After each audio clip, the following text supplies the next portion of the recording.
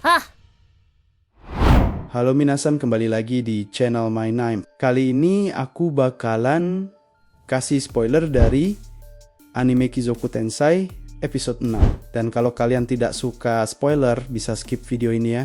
Enjoy to video. Di awal episode, suasana berlanjut ketika seorang kakek misterius muncul dan mengaku sebagai bawahan pangeran pertama. Mendengar pengakuan itu, Noah tampak sedikit terkejut dan langsung memastikan apakah perkataan kakek tersebut benar. Dengan ekspresi menyeramkan, sang kakek mengangguk dan membenarkannya. Noah pun berpikir bagaimana orang itu bisa mengetahui tentang dirinya. Meski terasa aneh, hal tersebut belum cukup untuk menimbulkan kecurigaan besar. Yang lebih membuat Noah heran adalah bagaimana kakek itu bisa mengetahui keberadaan pangeran pertama. Ia kemudian menyimpulkan bahwa kemungkinan besar ada pihak lain yang berada di balik kakek tersebut. Sang kakek lalu mengancam Noah agar menutup mulut. Noah pun melirik ke sekeliling dan menyadari bahwa banyak penduduk berada di sekitar mereka. Sementara kakek itu masih mempertahankan senyum menyeramkannya. Noah kemudian bertanya kepada Henry apakah ia mengenal kakek tersebut. Namun Henry juga menggelengkan kepala. Noah pun mengatakan kepada sang kakek bahwa baik dirinya maupun Henry tidak mengenal siapa dia sebenarnya. Kakek itu hendak memberikan penjelasan, tetapi sebelum sempat berbicara, Noah tiba-tiba melepaskan tekanan intimidasi. Seketika itu juga kakek tersebut pingsan dan terjatuh ke tanah. Henry terkejut melihat kejadian itu. Noah lalu menyebut bahwa kakek tersebut hanyalah orang bodoh yang mengaku-ngaku sebagai bawahan pangeran pertama. Ia juga menegaskan bahwa dirinya dan Henry tidak akan tinggal diam jika ada pihak yang mencoba menakut-nakuti orang lain dengan cara sepeci itu. Mendengar ucapan Noah, para warga pun menyimpulkan bahwa kakek tersebut hanyalah bawahan palsu pangeran pertama. Beberapa warga mulai bertanya-tanya tentang siapa sebenarnya Noah dan Henry. Ada pula yang mengenali mereka sebagai orang-orang yang pernah menghabisi anak buah milik Alice. Hal itu membuat warga semakin yakin bahwa kakek tersebut memang penipu. Noah kemudian memerintahkan agar para bawahan palsu itu ditangkap dan dibawa menghadap pangeran pertama. Ia juga meminta agar disampaikan bahwa mereka telah menggunakan nama pangeran pertama di depan umum tanpa izin. Mendengar perintah itu, para anak buah palsu hanya bisa terdiam. Selanjutnya, Noah memerintahkan agar anak-anak tersebut untuk sementara dibawa ke kediamannya, karena ia akan membicarakan masalah ini lebih lanjut nanti. Setelah itu, Noah kembali masuk ke dalam keretanya. Henry pun memuji tindakan Noah, mengatakan bahwa ia telah menangani masalah tersebut dengan sangat baik. Noah hanya menjawab bahwa ia beruntung semuanya bisa diselesaikan dengan lancar. Dalam hatinya, Noah menyadari bahwa ia tidak bisa sembarangan membunuh seseorang yang mengaku sebagai bawahan pangeran pertama. Jika mereka memang asli, maka itu akan menimbulkan masalah besar. Dan jika mereka palsu, membiarkan pangeran pertama sendiri yang mengurusnya adalah pilihan paling bijak. Mendengar pemikiran Noah, Henry tersenyum dan berkata bahwa Noah benar-benar hebat karena mampu menangani situasi rumit seperti itu. Scene kemudian beralih ke malam hari, memperlihatkan Noah dan Henry yang sedang menikmati makan malam bersama. Tak lama kemudian, seorang pelayan datang dan membisikkan sesuatu kepada Noah. Setelah mendengar laporan tersebut, Noah langsung memahaminya. Melihat reaksi itu, Henry menjadi penasaran dan bertanya ada apa. Noah pun menjelaskan bahwa pesan tersebut berasal dari pangeran pertama. Henry mengangguk, mengerti, dan berkata bahwa ia memang sudah menduganya. Noah merasa lega karena orang-orang yang ditaji siang telah berhasil ditangkap. Dengen Baiki. Ia juga berpikir bahwa jika mereka diperiksa lebih lanjut, pasti akan ditemukan pihak yang menggunakan nama Noah untuk menjalankan bisnis penipuan. Sebenarnya, Noah berniat membawa masalah ini ke pengadilan keesokan hari. Namun, ia menyadari bahwa jika lengah sedikit saja, orang-orang itu kemungkinan besar akan memilih bunuh diri agar identitas mereka tidak terbongkar. Terutama jika memang ada yang benar-benar merupakan bawahan pangeran pertama. Henry pun memahami maksud Noah.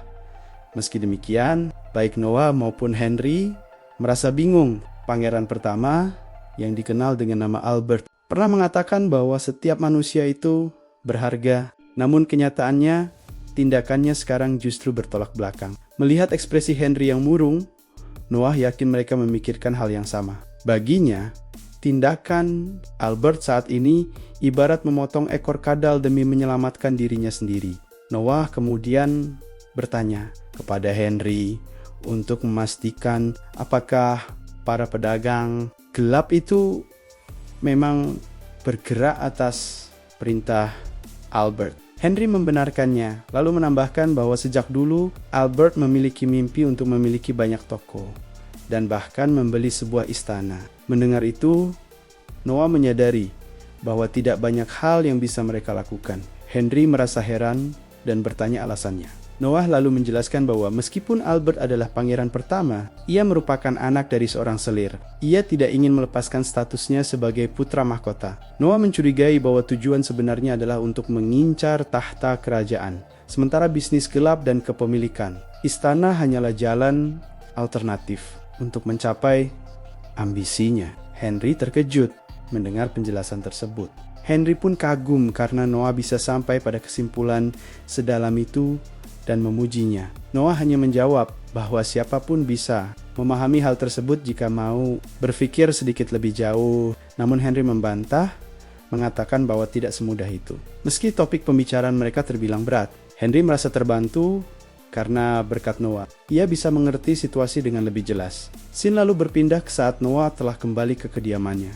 Di sana, anak-anak yang sebelumnya ditangkap sudah berkumpul di hadapannya. Noah menjelaskan kepada mereka bahwa keadaan telah berubah. Mereka tidak akan dijual lagi, dan mulai sekarang mereka bebas. Mendengar hal itu, semua anak tampak terkejut sekaligus kebingungan. Noah pun memahami bahwa mereka tidak memiliki tempat untuk kembali. Anak-anak tersebut mengangguk, lalu mulai menceritakan alasan mengapa mereka sampai dijual. Ada yang demi membeli bibit untuk kebun, ada yang untuk membayar biaya pemakaman orang tua mereka, dan ada pula yang karena keluarga tidak sanggup lagi menanggung biaya makan. Noah merasa bingung karena ternyata tidak satu pun dari anak-anak itu memiliki tempat untuk pulang. Dan meskipun mereka dikembalikan kepada orang tua masing-masing, kemungkinan besar mereka akan dijual lagi. Setelah memikirkan hal tersebut, Noah pun memanggil Dylan. Noah lalu memerintahkannya untuk membawa semua anak-anak itu, menyediakan tempat tidur yang layak, serta memberi mereka pekerjaan yang pantas. Jika ada di antara mereka yang pintar, mereka juga harus diberi kesempatan untuk mendapatkan pendidikan. Dylan mengangguk tanda mengerti. Salah satu anak kemudian bertanya, apakah Noah akan membeli mereka? Noah menjawab bahwa ia tidak membeli siapapun. Jadi jika mereka ingin pergi, mereka dipersilakan. Namun, Noah menegaskan bahwa ia tidak akan menerima siapapun yang pernah berkhianat, karena bagi pengkhianat tidak ada ampun. Anak yang bertanya tadi hanya bisa terdiam. Noah sempat berpikir, apakah ucapannya sulit dipahami. Melihat hal itu, Dylan pun menjelaskan kepada anak-anak bahwa maksud Noah adalah mereka hanya perlu bekerja dengan tulus dan tidak mengkhianatinya. Dylan lalu menyuruh mereka mengucapkan terima kasih kepada Noah. Semua anak pun berterima kasih, lalu dibawa pergi oleh Dylan. Melihat pemandangan itu, Noah merasa senang. Setelah itu, Noah menyuruh seseorang memanggil Evelyn. Tak lama kemudian, Evelyn datang dan bertanya apakah Noah memanggilnya. Noah membenarkan, lalu menyuruh Evelyn melihat sebuah benda yang ia bawa. Begitu melihatnya, Evelyn langsung terkejut. Noah menjelaskan bahwa itu adalah surat pengunduran diri seorang gubernur dari sebuah wilayah kecil di Almeria. Mulai sekarang, Evelyn resmi ditugaskan untuk bertanggung jawab atas wilayah tersebut. Noah menambahkan bahwa wilayah yang diberikan kepadanya semakin luas, sehingga perlu ada orang-orang yang dikirim untuk memerintah atas namanya. Utusan yang dikirim oleh wakil pangeran biasanya disebut sebagai wakil petugas. Menunjuk seorang maid sebagai wakil petugas merupakan sebuah kemajuan besar. Noah juga mengatakan bahwa selama setahun terakhir, ia terus memperhatikan Evelyn, dan menurutnya, Evelyn adalah maid yang paling berdedikasi. Akan sangat disayangkan jika Evelyn hanya tetap berada di sini. Mendengar itu, Evelyn justru terlihat ragu. Evelyn kemudian berkata bahwa dibandingkan pergi keluar dan melangkah maju, ia lebih memilih tetap bekerja di sisi Noah. Noah memahami perasaan tersebut, namun ia menegaskan bahwa Evelyn sudah banyak berkembang. Jika Evelyn bekerja dengan baik di tempat barunya, Noah berjanji suatu hari nanti mereka bisa bertemu kembali. Mendengar hal itu, Evelyn terkejut. Noah lalu berkata, "Bekerjalah demi diriku."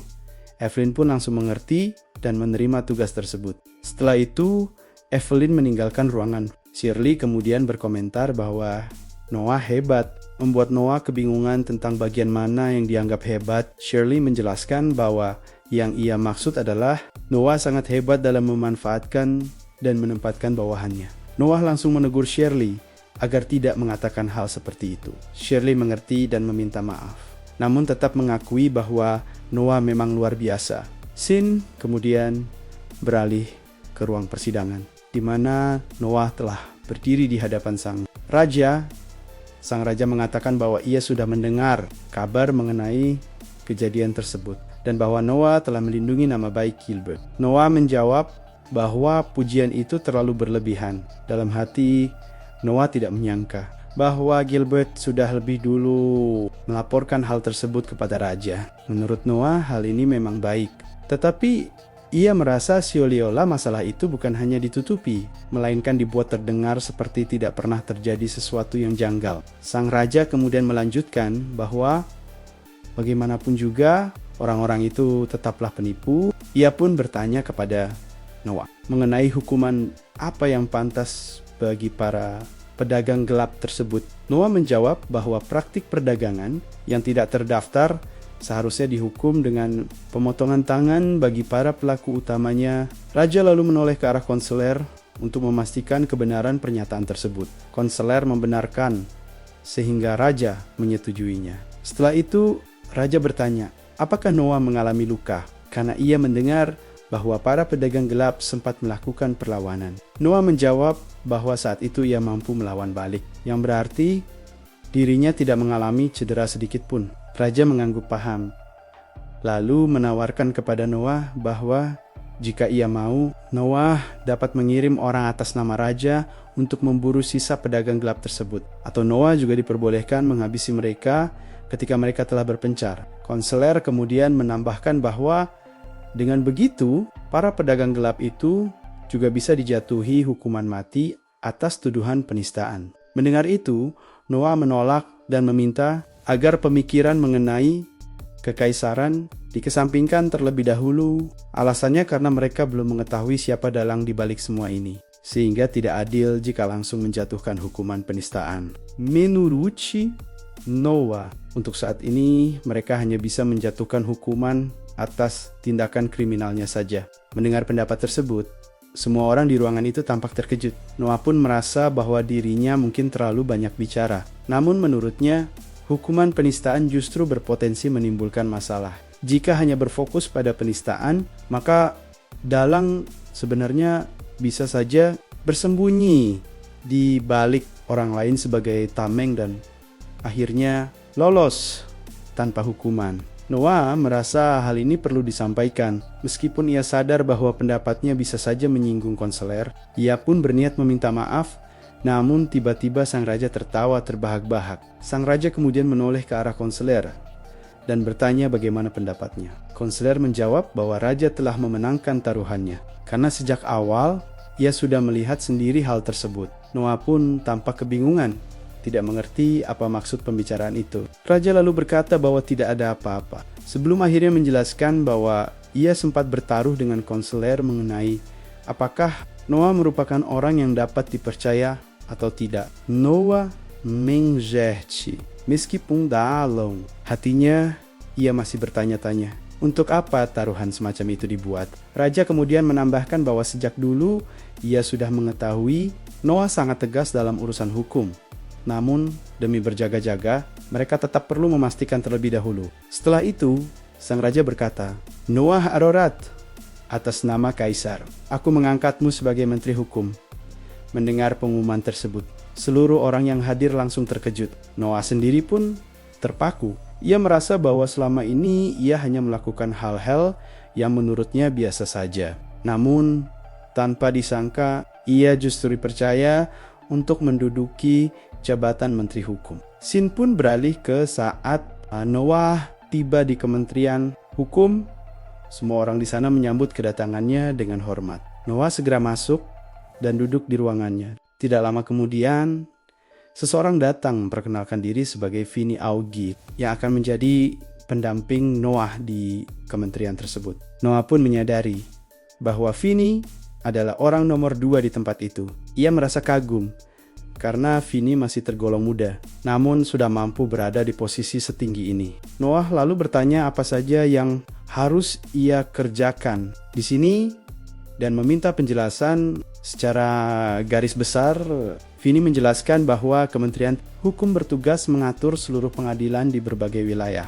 Pengadilan sendiri merupakan tempat utama mereka bekerja. Selain itu, sudah menjadi hal yang wajar bagi Kementerian Hukum untuk langsung mengadili kejahatan besar, seperti pemberontakan dan kasus-kasus serupa. Noah pun bertanya lagi, apakah itu berarti semua pekerjaan mereka berkaitan dengan keadilan? Vinnie mengangguk membenarkan. Noah kemudian bertanya, apakah Vinnie juga ikut terlibat dalam hal tersebut? Vinnie hendak menjawab, namun langsung dipotong oleh Noah dengan pertanyaan, biasanya berapa besar suap yang beredar di sini? Mendengar pertanyaan itu, Vinnie jelas terkejut dan langsung menyangkal.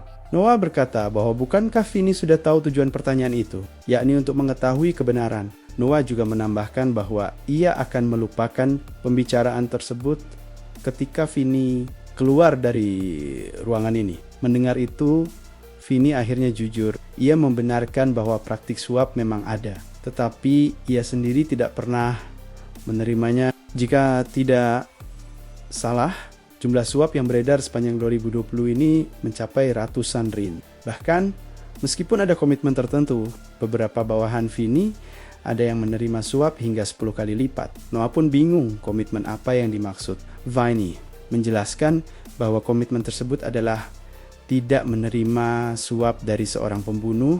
Noah semakin heran dan bertanya alasannya. Vinnie menjawab bahwa kasus semacam itu tidak bisa diselesaikan hanya dengan balas dendam, dan ia sendiri tidak peduli pihak mana yang pada akhirnya akan jatuh. Noah pun mengerti, lalu menulis sebuah cek dan menyerahkannya kepada Vinnie.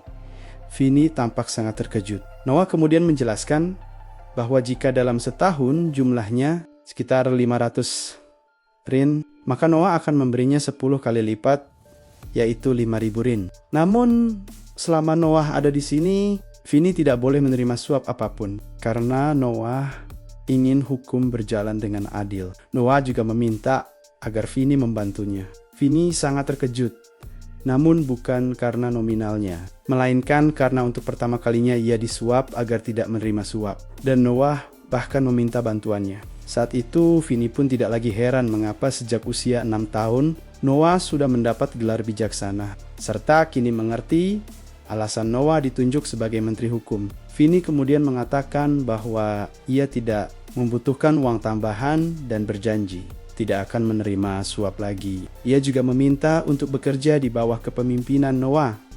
Noah tercengang karena biasanya ia akan meragukan orang lain. Namun entah mengapa terhadap Vinnie, ia tidak merasakan hal tersebut. Pada saat itu, tabel status Noah muncul, memperlihatkan bahwa MP dan INIT miliknya meningkat. MP yang semula F kini menjadi F tambah F. Sementara INT dari F tambah F meningkat menjadi F tambah E. Sin kemudian beralih ke malam hari di kediaman Pangeran ke-8, Oscar, di mana sebuah pesta besar sedang berlangsung. Noah berada di sana dan mengucapkan terima kasih kepada Oscar gitu, karena telah mengadakan perayaan sebesar ini. Oscar membalas bahwa ia juga senang karena setelah 50 tahun raja memerintah, akhirnya ada pangeran kedua yang menjadi menteri. Karena itulah Noah pun dirayakan bersama.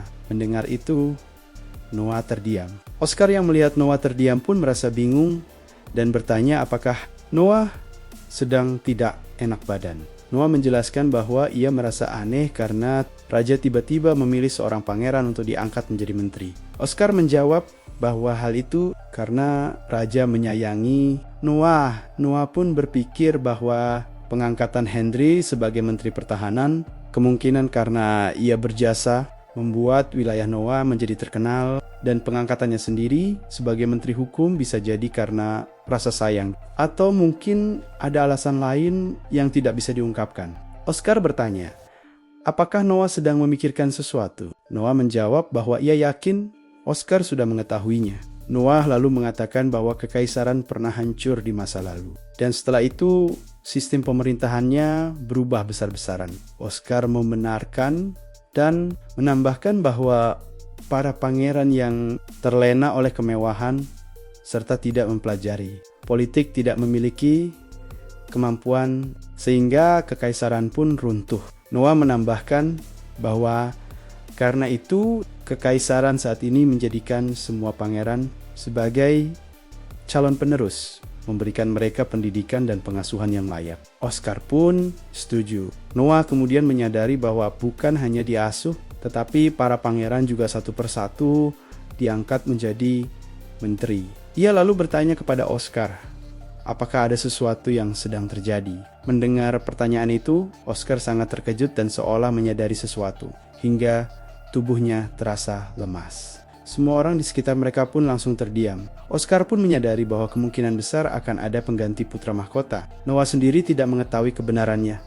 Namun menurutnya, jika semua ini hanya karena raja memanjakannya, maka itu tidak menjadi masalah. Tiba-tiba, seorang pelayan Oscar datang dan membisikkan sesuatu. Setelah mendengarnya, Oscar tampak terkejut, lalu berkata kepada Noah bahwa perkataan Noah benar. Oscar pun memuji Noah hebat, sambil menjelaskan bahwa informasi tersebut ia dapatkan dari pelayan. Pelayan itu menyampaikan bahwa pada pertemuan besok pagi, Raja akan mengangkat Oscar sebagai Menteri Ekonomi. Mendengar kabar tersebut, Noah pun sangat terkejut. Noah pun menyadari bahwa jika Oscar juga diangkat menjadi menteri, maka pengangkatannya sendiri jelas bukan semata-mata karena Raja menyayanginya. Hal itu membuat Noah semakin curiga bahwa ada sesuatu yang tersembunyi di balik semua ini. Oscar kemudian mengajak Noah untuk bersulang sebagai perayaan atas pengangkatan Noah sebagai menteri. Sin lalu beralih ke sisi sang raja. Di sana, Conseiller d'État melaporkan tentang penangkapan 167 orang di bawah komando Kitz.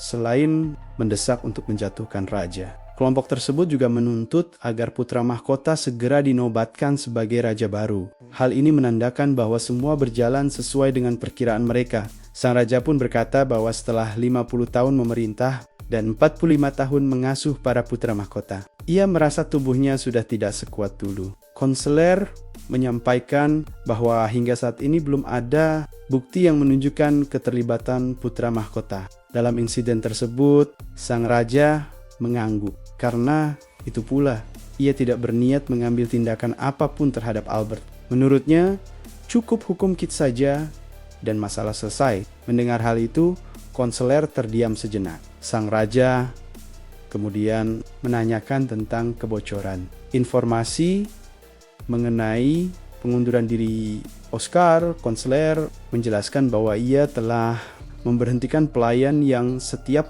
hari menerima uang dari raja. Namun, entah mengapa kejadian tersebut justru sesuai dengan dugaan sang raja.